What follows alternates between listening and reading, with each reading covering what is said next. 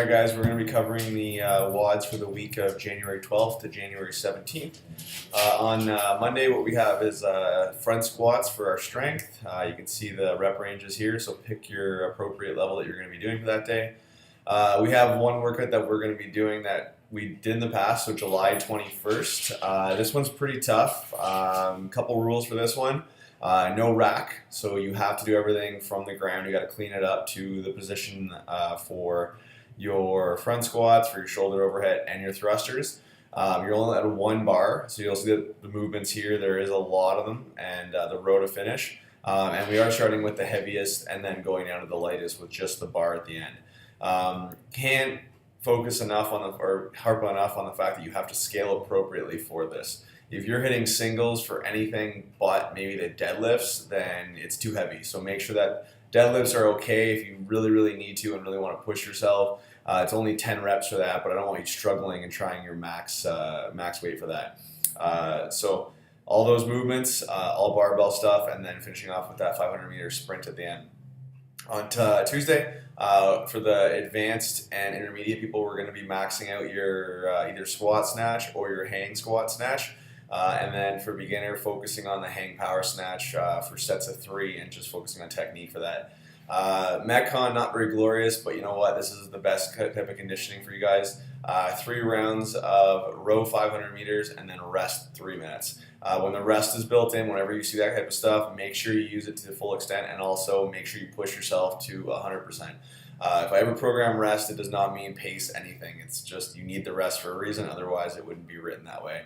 On the Wednesday, we have push jerk, followed by GHD sit-ups, and our Metcon that day is going to be a buy-in of some sort of push, so whether it be ring dips, ring push-ups, or just regular push-ups, that's your start to the AMRAP, so it's a 3-minute AMRAP, you're doing 3 rounds of that, and then again, we are having rest built in, hence what I just said, so rest 2 minutes after each set there.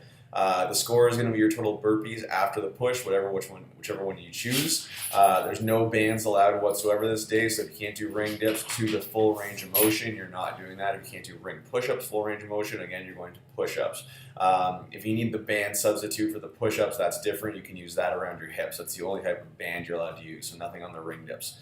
On the Thursday, what we have is a little bit of a circuit here. So we have 3 different movements that we're doing for our strength. The first one that we're going to be doing is max effort wall balls. And when it says max effort, the first thing you're doing that day, I want you guys going full out for this. Find the most amount of reps that you can do. We've talked to the coaches. We're going to be a little more strict in class, especially with movements like wall balls. We've seen a lot of people in the past when they get tired, the depth in their squats isn't there, hitting the marker on the wall. Whatever you choose from the first rep should be the same throughout. Don't start to get lazy with hitting the target or squatting to full depth.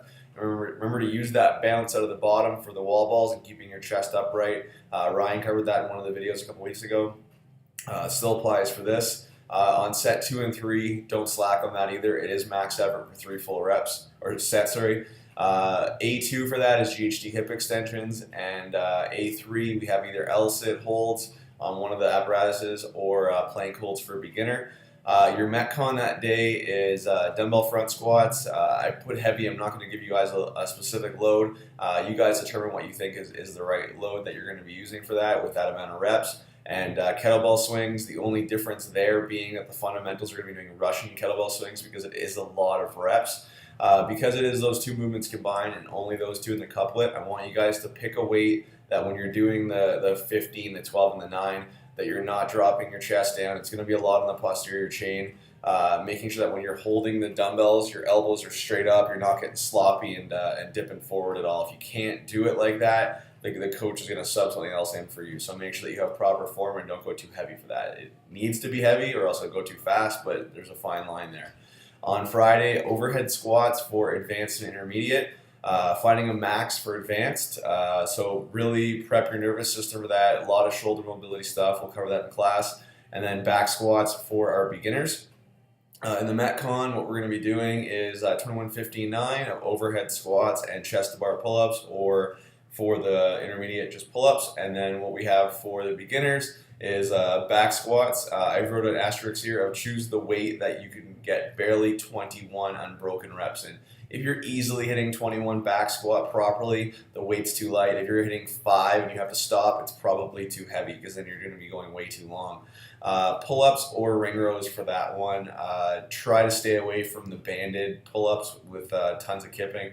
We want to get you stronger, as we've been saying like crazy. We notice huge improvements in everyone, so keep up with it, guys. Saturday, deadlifts, and then on our Metcon, we have our rest built in again. So this is the key component to this week. We're going to be going hard and then resting. What we have here is the 5 rounds for total time of wall balls and then calories on the air diner rower.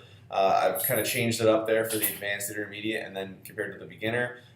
Beginners, you're only going to be doing 20 wall balls and then 10 cals, but again, that's still going to be pretty tough if you're going 100%. If you're going 100%, you are done at the end of that. Rest the 2 minutes and then back at it. All right, guys, that's that. Coming up in a couple of weeks, I'll be going over that, but what we have is our double under pre-WODs like we did last year for getting prepared for the Open. If you haven't signed up for the burpee challenge for the month leading up to the Open, you can still do that and go back and do your burpees that you missed. Not a big deal. You can do that through our Facebook account. You can sign up through the Google Doc or contact one of the coaches or email me and I can send you the link and we can get you set up on that. We have a lot of people in on it, and as of right now, we're about 40 some odd days left until the Open, depending on when you actually watch this video. But really focus on getting your aerobic capacity better, and you can see with all the 100% and then the rest, that's going to be getting you guys there. All right, guys, take care.